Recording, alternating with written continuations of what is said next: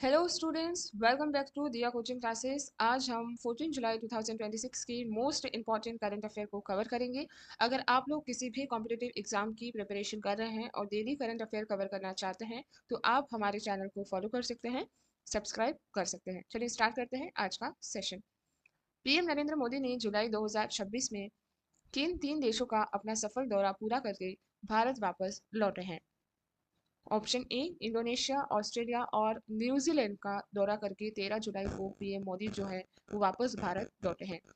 प्रधानमंत्री नरेंद्र मोदी ने 13 जुलाई 2026 को इंडोनेशिया, ऑस्ट्रेलिया और न्यूजीलैंड का अपना 3 देशों का दौरा पूरा करके नई दिल्ली लौट आए हैं। इस यात्रा के आखिरी हिस्से में न्यूजीलैंड के साथ विज्ञान, डिजिटल पेमेंट यानी यूपीआई और खेलों के विकास को लेकर कई बड़े समझौते साइन किए गए हैं। इस पूरी यात्रा का मुख्य उद्देश्य इन देशों के साथ भारत के व्यापारिक और आपसी संबंधों को और मजबूत करना है। हिंद महासागर और प्रशांत महासागर के बीच इस पूरे समुद्री क्षेत्र को तकनीकी रूप से इंडो पैसिफिक रीजन कहा जाता है। इंडोनेशिया दुनिया का सबसे बड़ा द्वीप समूह है, जिसमें 17,000 से भी ज्यादा छोटे बड़े द्वीप मौजूद हैं। इंडोनेशिया ने सुमात्रा द्वीप और मलेशिया के बीच स्थित मलक्का जलसमूह मध्य यानी स्टेट ऑफ मलक्का दुनिया का सबसे व्यस्त समुद्री रास्ता माना जाता है। न्यूजीलैंड मुख्य रूप से दो हिस्सों में बटा हुआ है, जिसे कुक स्ट्रेट नाम का रास्ता आपस में अलग करता है।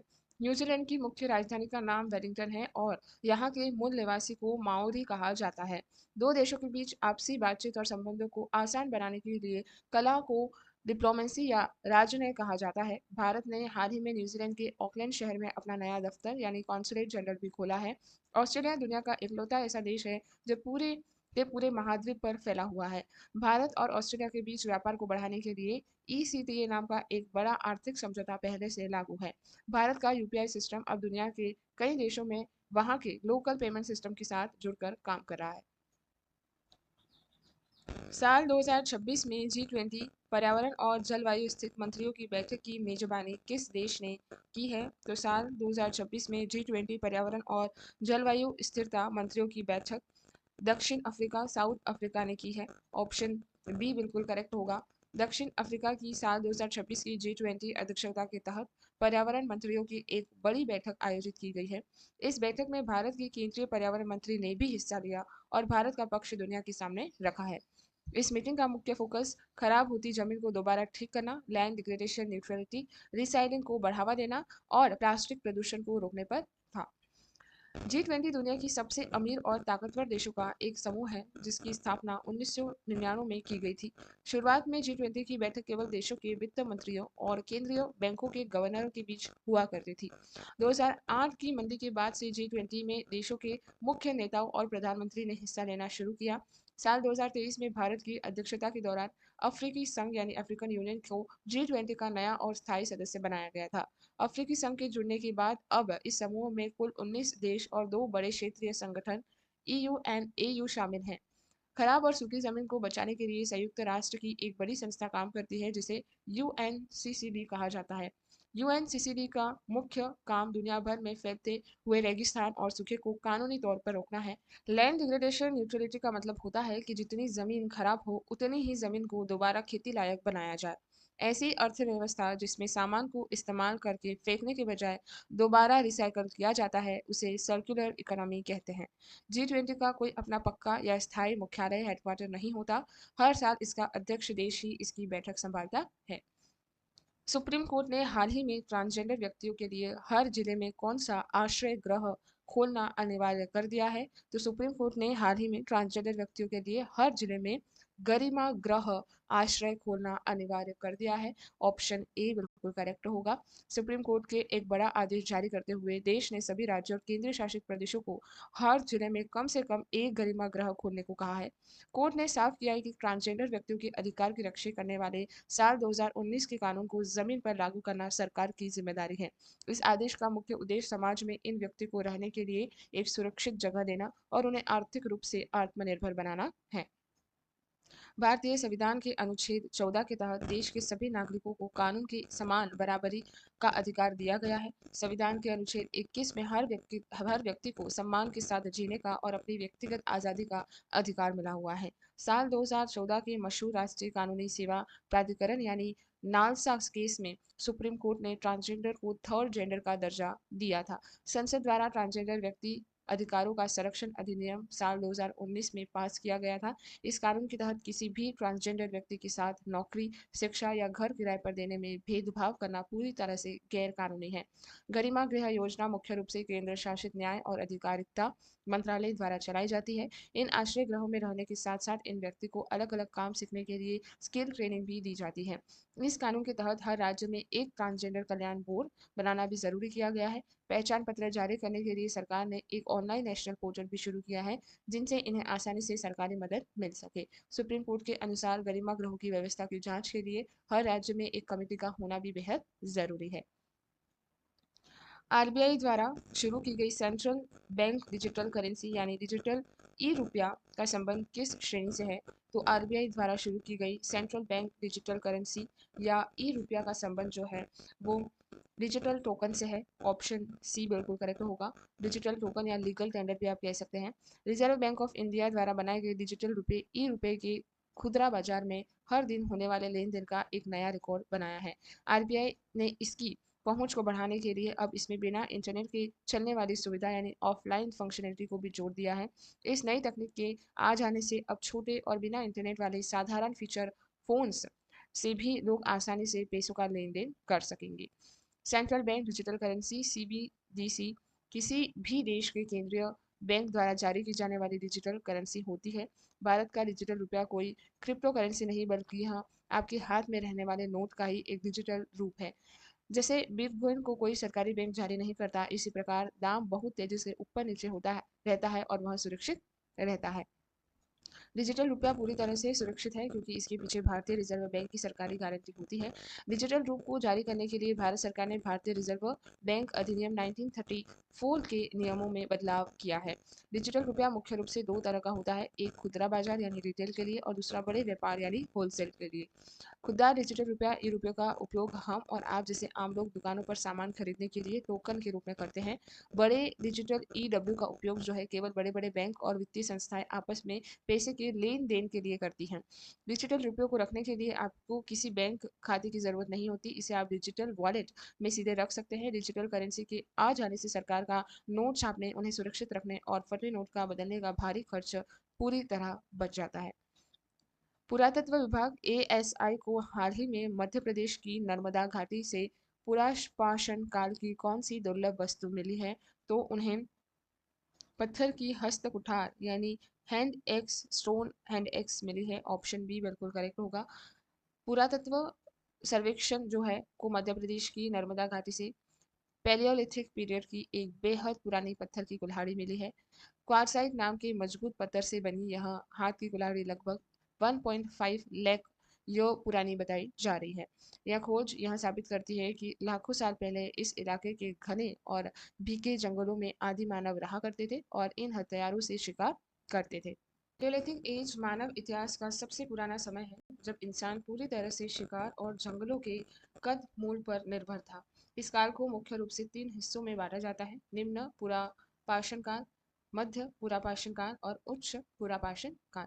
यह 1982 में पुरातत्वी डॉक्टर अरुण सोनिकिया को इस नर्मदा घाटी के हथनोर गांव से एक प्राचीन मानव की खोपड़ी मिली थी। इस खोज को इतिहास में नर्मदा मानव यानी नर्मदा मैन कहा जाता है, जो भारत में पाया गया सबसे पहला और पुराना मानव अवशेष है। आदि मानव इन औजारों को बनाने के लिए मुख्य रूप से क्वार्ट्ज और फिल्ट जैसे मजबूत पत्थरों का इस्तेमाल करते थे। तमिलनाडु में स्थित अतिरम्पक्कम भारत का एक और बहुत प्रसिद्ध पुरापाषाण स्थान है, जहाँ से लाखों साल पुराने औजार मिले हैं। मध्य प्रदेश की भीमबेटका की गुफाएं भी पुरापाषाण काल की प्रसिद्ध शैल चित्र यानी पेंटिंग्स के लिए पूरी दुनिया में जानी जाती है। भीमबेटका इन गुफाओं को यूनेस्को ने साल 2003 में वर्ल्ड हेरिटेज साइट का दर्जा दिया था। पूर्वपाषाण काल के इंसानों को आग की जानकारी तो थी, लेकिन वे आग का सही तरीके से इस्तेमाल करना बहुत बाद में सीख पाए थे। एएसआई की स्थापना 1861 में हुई थी और उसके पहले डायरेक्टर अलेक्जेंडर कनिंघम थे। शेयर बाजार में गलत वित्तीय सलाह देने वाले सोशल मीडिया इन्फ्लुएंसर को रोकने के लिए सेबी ने कौन सा नियम लागू किया है?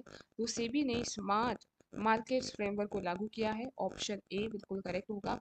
भारतीय प्रतिभूति और विनिमय बोर्ड यानी सेबी ने सोशल मीडिया पर गलत सलाह देकर लोगों के पैसे फंसाने वाले फिन इन्फ्लुएंसर पर रोक लगा दी है। सेबी ने इसके लिए स्मार्ट मार्केट्स नाम के नए नियमों को पूरी तरह देश में लागू कर दिया है। इन नए नियमों के तहत अब कोई भी ऐसा व्यक्ति जो सेबी के पास रजिस्टर्ड नहीं है, वह स्टॉक मार्केट या म्यूचुअल फंड पर पैसे लेकर कोई सलाह नहीं दे सकेगा।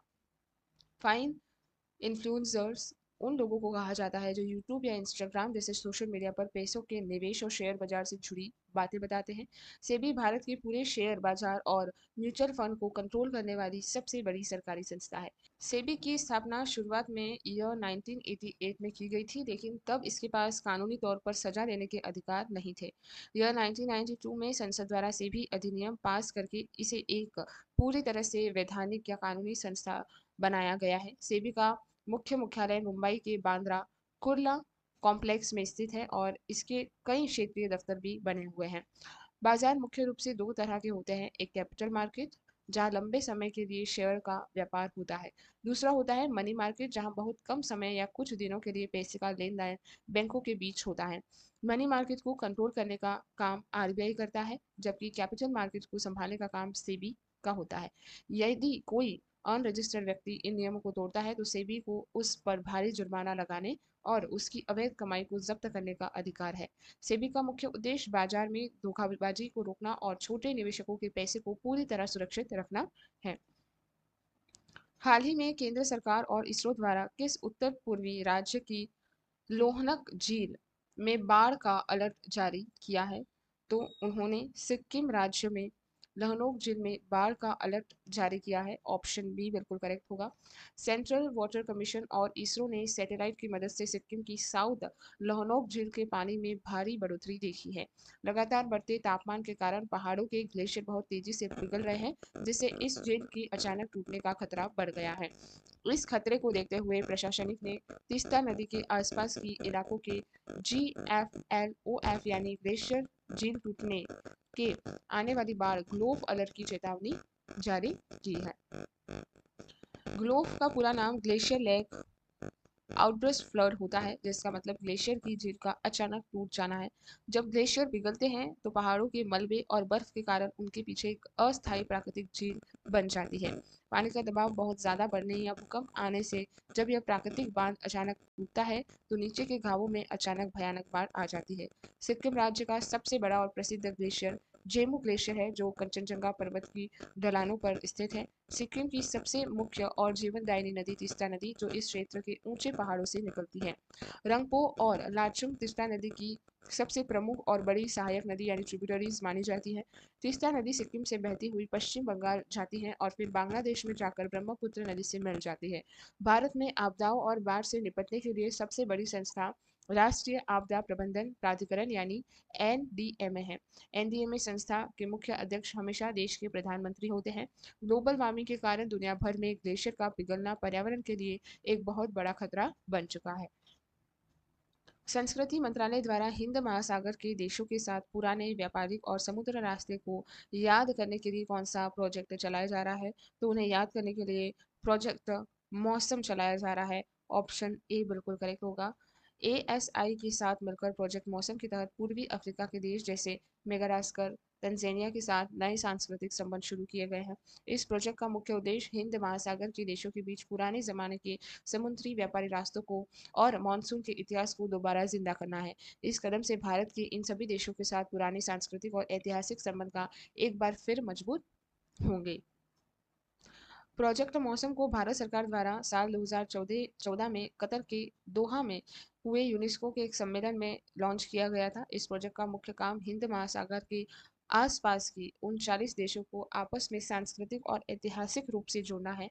प्राचीन काल में भारत का व्यापार पूरी तरह से मानसून की हवाओं की दिशा पर निर्भर करता था। इतिहास के अनुसार मानसून की इन नियमित हवाओं की खोज सबसे पहले हिप्पलस नाम के एक ग्रीक नाविक ने की थी। नाविक इन हवाओं के सहारे अपने जहाजों को आसानी से भारत लाते थे और वापस अपने देश को ले जाते थे। मडागास्कर हिंद महासागर में स्थित दुनिया का एक बहुत बड़ा और प्रमुख द्वीप देश है, जो अफ्रीका के पूर्वी तट पर है। राजनीतिक रणनीतिक रूप से यह प्रोजेक्ट चीन के मेरीटाइम सिल्क रोड प्रोजेक्ट के मुकाबले भारत के प्रभाव को बढ़ाने के लिए बेहद जरूरी है। प्राचीन काल में भारत के लोथल यानी गुजरात और मुजीरस यानी केरल जैसे बंदरगाह पूरी तरह दुनिया के साथ समुद्री व्यापार के मुख्य केंद्र हुआ करते थे। प्रोजेक्ट मौसम के तहत पुराने जहाजों को बढ़ाने की कला और समुद्र में रास्ते खोजने की पुरानी तकनीक पर भी बड़ी रिसर्च की जा रही है। यह प्रोजेक्ट पूरी तरह से भारत सरकार के केंद्रीय सांस्कृतिक मंत्रालय की देखरेख में चलाया जाता है। वैज्ञानिक द्वारा हाल ही में अंडमान और निकोबार के जंगल में खोजी गई अंडमान श्राइक बेबलर किसकी एक नई प्रजाति है? तो ये जो है एक बर्ड की नई प्रजाति है। ऑप्शन बी करेक्ट होगा। जूलॉजिकल सर्वे ऑफ इंडिया के वैज्ञानिकों ने अंडमान और निकोबार के घने सदाबहार जंगलों से पक्षी की एक बिल्कुल नई प्रजाति खोजी है। इस सुंदर पक्षी का नाम अंडमान श्राइक बेबलर रखा गया है। यह पक्षी केवल इसी द्वीप समूह पर पाया जाता है, इसलिए इसके रहने की जगहों को बचाने के लिए वैज्ञानिक इसकी नई मैपिंग का काम कर रहे हैं। ऐसी प्रजाति जो पूरी दुनिया में केवल किसी एक खास और निश्चित जगह पर ही प्राकृतिक रूप से पाई जाती है, उसे एंडेमिक स्पीसीज कहते हैं। अंडमान और निकोबार द्वीप समूह अपनी भारी जैव विविधता और घने उष्णकटिबंधीय सदाबहार वनों के लिए जाने जाते हैं। भारत में जानवरों और जीवों की खोज तथा उन पर रिसर्च करने वाली सबसे बड़ी संस्था जूलॉजिकल सर्वे ऑफ इंडिया यानी जीएसआई है। जीएसआई संस्था की स्थापना 1916 में हुई थी और इसका मुख्यालय कोलकाता शहर में स्थित है। यह संस्था भारत सरकार के केंद्रीय पर्यावरण, वन और जलवायु परिवर्तन मंत्रालय के अंतर्गत काम करती है। अंडमान और निकोबार द्वीप समूह बंगाल की खाड़ी, बे ऑफ बंगाल में स्थित भारत का एक बहुत ही महत्वपूर्ण केंद्र शासित प्रदेश है। अंडमान द्वीप समूह को निकोबार द्वीप समूह से अलग करने वाली समुद्री रास्ते को भूगोल में 10 डिग्री चैनल कहा जाता है। अंडमान और निकोबार की आधिकारिक प्रशासनिक राजधानी पोर्ट ब्लेयर है। भारत का एकलौता सक्रिय और जिंदा जल ज्वालामुखी जो है इस द्वीप की बैरन आइलैंड पर स्थित है। इंदिरा पॉइंट जो कि निकोबार द्वीप पर स्थित है, भारत का सबसे दक्षिणी बिंदु माना जाता है। नेशनल ग्रीन ट्रिब्यूनल यानी एनजीटी ने राज्य को किस कचरे के गलत निपटारे पर भारी जुर्माने लगाने का सख्त आदेश दिया है? तो एनजीटी ने इलेक्ट्रॉनिक वेस्ट पर ये सख्त आदेश जारी किए हैं। ऑप्शन बी करेक्ट होगा। नेशनल ग्रीन इंस्टीट्यूट ने सभी राज्यों के प्रदूषण नियंत्रण बोर्ड को ई वेस्ट नियम को तोड़ने वाले पर भारी पर्यावरण जुर्माना लगाने का आदेश दिया है। बिना किसी सुरक्षा के खुले में ई वेस्ट या पुराने मोबाइल कंप्यूटर को जलाने से हवा और मिट्टी में लेड, मरकरी और कैडमियम जैसे खतरनाक धातुएं घुल रही हैं। इस बढ़ते भारी धातु प्रदूषण को रोकने के लिए सरकार ने 2022 के ई वेस्ट मैनेजमेंट नियमों को सख्ती से लागू करने को कहा है। ई वेस्ट का मतलब पुराने, खराब या बेकार हो चुके इलेक्ट्रॉनिक सामान जैसे मोबाइल, कंप्यूटर, टीवी और चार्जर से होता है। पर्यावरण से जुड़े मामले और जंगलों को बचाने के मुकदमों की जल्दी सुनवाई के लिए देश में नेशनल ग्रीन ट्रिब्यूनल यानी एनजीटी बनाया गया था। इसकी स्थापना संसद में एक विशेष कानून के तहत 18 अक्टूबर 2010 को की गई थी। एनजीटी का मुख्यालय जो है वो नई दिल्ली में स्थित है। इसके अलावा भोपाल, पुणे, कोलकाता और चेन्नई में भी इसके 4 क्षेत्रीय दफ्तर भी हैं। एनजीटी मुख्य अध्यक्ष हमेशा सुप्रीम कोर्ट में कोई रिटायर्ड जज या वरिष्ठ कानूनी विशेषज्ञ होते हैं। ई वेस्ट नियमों के तहत एक खास नियम लागू है जिसे एक्सटेंड प्रोड्यूसर रिस्पॉन्सिबिलिटी यानी ईपीआर कहा जाता है। ईपीआर का मतलब होता है जो कंपनी इलेक्ट्रॉनिक सामान बनाएगी, खराब होने के बाद उसे वापस इकट्ठा करके रिसाइकल करने की जिम्मेदारी भी उसी कंपनी की होगी। खराब इलेक्ट्रॉनिक सामान में मौजूद लीड यानी सीसा धातु हमेशा शरीर के नर्वस सिस्टम और दिमाग को भारी नुकसान पहुंचाती है। ई वेस्ट में पाए जाने वाले मरकरी यानी पारे के कारण इंसान में मिनामाता नाम की एक खतरनाक बीमारी होने का खतरा है। कैडमियम धातु के कारण इंसानों की हड्डियां बहुत कमजोर हो जाती हैं, जिसे जापान में इटई इटाई बीमारी कहा जाता है।